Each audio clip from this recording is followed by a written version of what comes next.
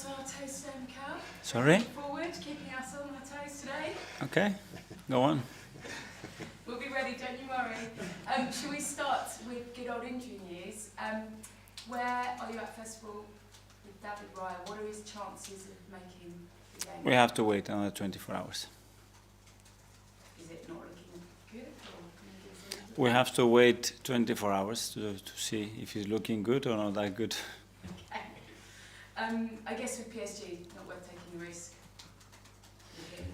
It's not risk, it's about a player being fit and available or not. And when we have that clarity for Leicester, which is the main thing that we are thinking at the moment, is we'll make the decision tomorrow. White and Timber, where are they? Yeah, Julian was able to take part in training today, so that's good news. So he will be available in the squad. And Ben? And Ben hopefully as well. Okay, and can you just let us know a little bit on the progress of Mikel as well? I'm guessing this week is too soon for him, but how is he progressing? Tomorrow is too soon. The next week we will see. He had partial training today. He's been working so hard and he's looking good. It's just about the healing of that bone and how mature that is to expose him to contact, basically. I know you spoke about this on Tuesday, and I know it's 5 days, but a lot of people are still talking about Sunday's game. After the game on Wednesday, Pep came out and said that you two texted and that there was no damage to your relationship after what happened on Sunday. I wondered how you are still able to remain such good friends with somebody that ultimately you want them to fail. Can you explain to us? First of all, because I love him, I respect him, and I admire him, and I admire his team and everything that he does. And this is a sport. You know, one thing is our profession, this is our personal relationship.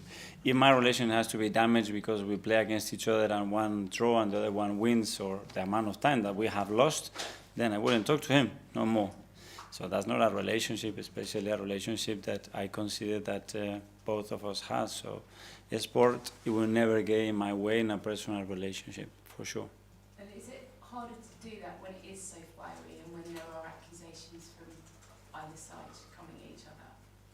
Depends. If those accusations affect you, it's because maybe that is true. If they don't, and you know, and you show your integrity and you do what is you believe is right, it doesn't have to be. There are opinions, and if you don't like opinions, then you shouldn't be sitting in the position that I am. So I think it's quite simple. Don't take it personal. It's part of our job, and the things that you really care about, make sure you handle them in the right way. And that relationship I really care about, the same with a lot of people in that staff and players that I spend very important years of my life with them. Does it make it a little bit harder that you were once that side and now you're totally the other side? No, I think it makes it easier because I know them in very different situations, and when you get to know that person in the goods, in the bads, when things go their way, don't go their way, then you understand much better certain reactions. So for me, it's not a surprise, and I'm very comfortable with that. Martin Odegaard wrote in the programme notes about how he's progressing, and spoke to Kai Havertz this morning, and he sort of talked about how a lot of the players have stepped up and are filling the voids that Martin has. I mean, he's still clearly around. He said that they're finding their voices a bit more. I wondered how impressed you've been with how your team have coped with his absence so far, and those sort of players that have stepped in that have maybe surprised you in terms of taking on the leadership. Well, if you put me in the scenario before the start of the season, with the calendar that we were given, with the fixtures that we had, with the 3 away games that we had, and with the amount of injuries that we had to deal with and how we got out of that, I will be very, very pleased, I think. So it's not obviously just with Martin. Obviously, he's one of our best players, one of the players that have more impact in the team in many ways. But there were many others as well, and the team is coped extremely well because we have an exceptional group. A lot of players are taking a different role in their leadership, in their importance in the team, and they embrace that challenge, and I'm really happy for that. You obviously had a kind of physically and probably quite mentally demanding 10 days. You look at what's ahead of you now, and I know there's PSG, but in the Premier League, home game, 3 home games, Leicester, a chance to kind of build a little bit of momentum and go back to playing with the ball maybe, less so than playing it out in front of your home fans? But we play with the ball, no? Yes. Every game, I mean. So we will do the same. Well, Kai was saying he didn't really play with the ball. As good when as, he played on Sunday, he was saying to me he's quite looking forward to actually getting his groove back. Yeah. So hopefully we'll get a lot of momentum now.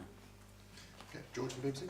Mikel, hello. I just wondered, on Sunday, we're still, it's Friday now, all these days on, and so many people are still talking about your tactics. And I just wondered what you made of that. on About Sunday. what? About the tactics and the decision to defend in the way you did. And I just wondered how far we're 6 days on and people are still talking. I just wondered what you made of that. That I did what I believe it was the right thing, to be as competitive as possible to win the game.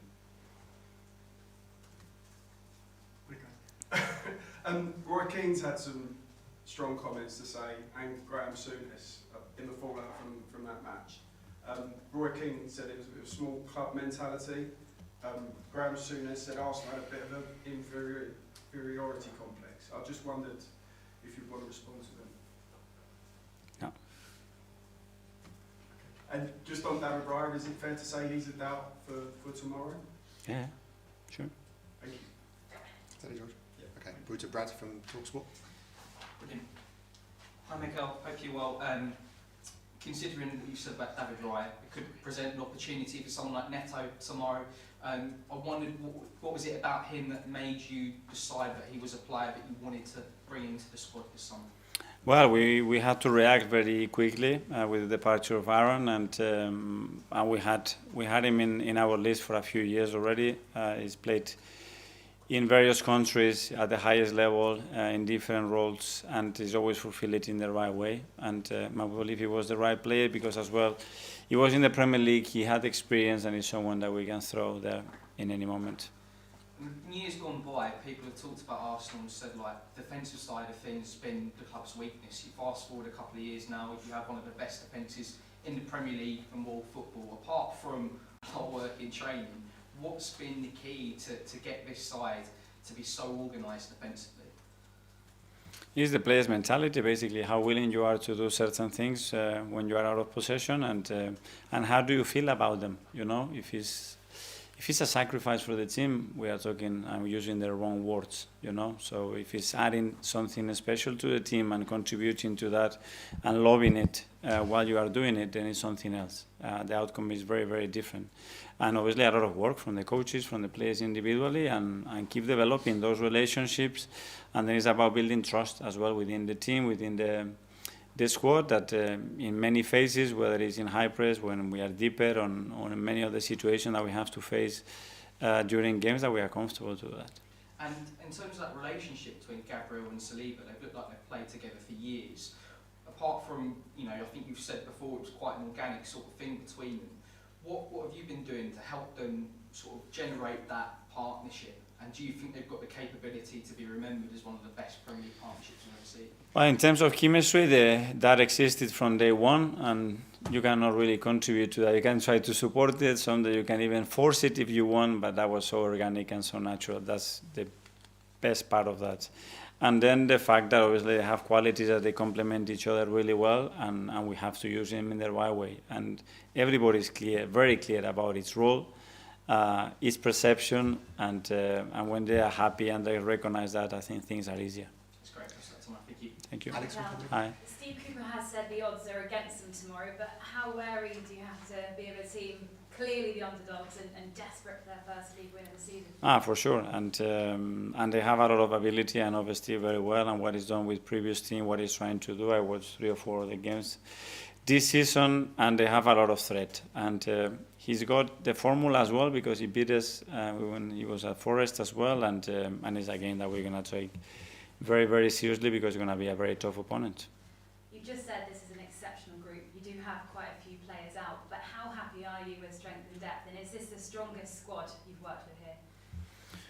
Well, in terms of how we have reacted, especially to difficulty very early in the season, yes, we have to prove that obviously at the end of the season. So to answer that question with more certainty, we have to wait at the end of the season, but good signs so far. talented young players ready to step up. Ethan, only 17 years old. How careful do you have to be to manage their minutes and expectations, or do you treat them just like any other player? For sure, we treat them like first-team players because they deserve to be in the position that they are. We have to be conscious that obviously we are managing the development, that step is being really far, but as well we have to be fair with them, and if they give us the right signs and reasons to play them more, we have to do so. Thank you. Good luck tomorrow. Thank you. Mikel, just on Mikel Moreno, are you sort of having to hold him back at the moment? Because obviously injured in that first session, he must have been desperate to play. What is it like now? You just trying to tell him to calm down? Yeah, trying to keep me in the cage because he's been pushing everybody, all the physios, the doctors, everybody, and he's ready to go. And he really wants it. I think we are comfortable now to start exposing him with contact, and he looked really good in training. The fans obviously got a glimpse of seeing him with Spain at the Euros, but what's he going to bring to this midfield that perhaps you didn't have last season? He's going to bring first an unbelievable football brain. He's so intelligent, the way he decides, he occupies spaces, he makes decisions. Very rare to see that. They're a really talented player in every phase, defending, attacking. He can deliver things. He can do things that complements really well with the quality we have in midfield. Physicality, for sure, and then he's a big threat. The moment that he's in the opponent's box, you will see that he's a big threat.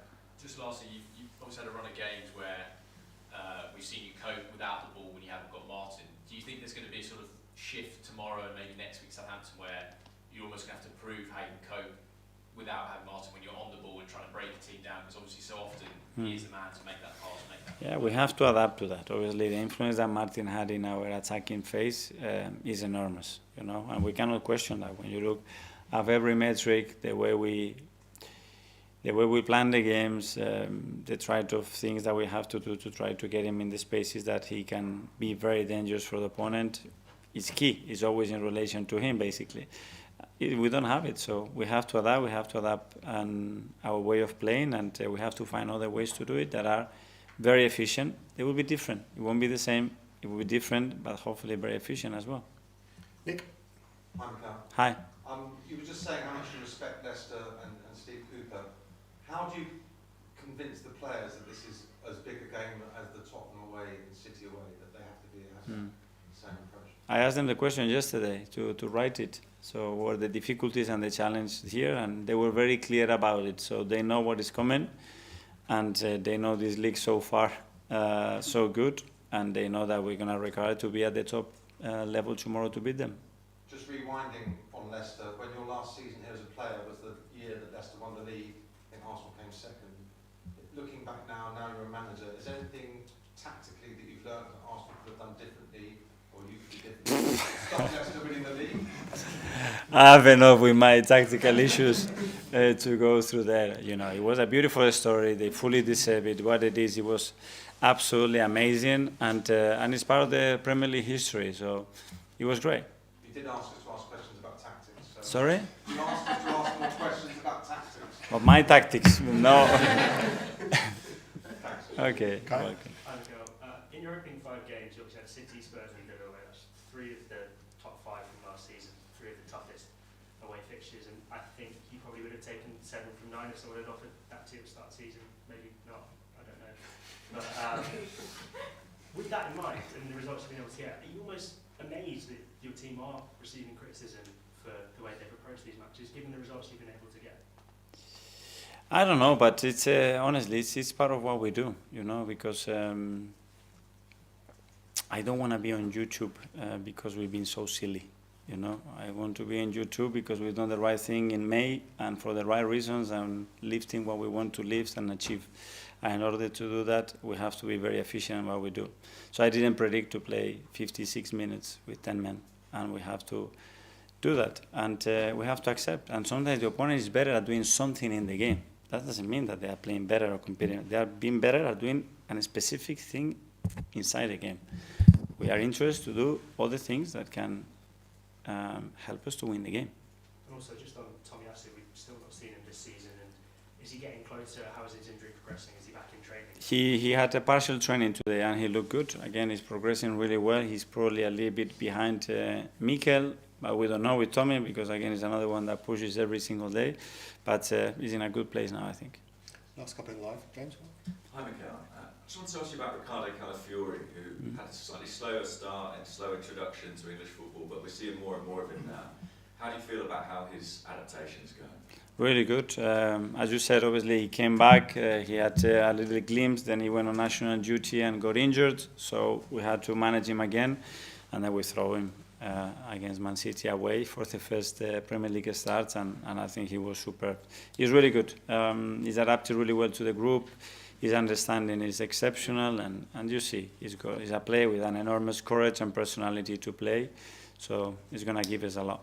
Yeah, it was kind of lost in the City discussion because so much was talked about, but quite amazing. He made his first Premier League start at the Etihad against that opponent. Was that something that you were worried about at all, or you felt he had the personality to handle it? With another player, probably I wouldn't do it.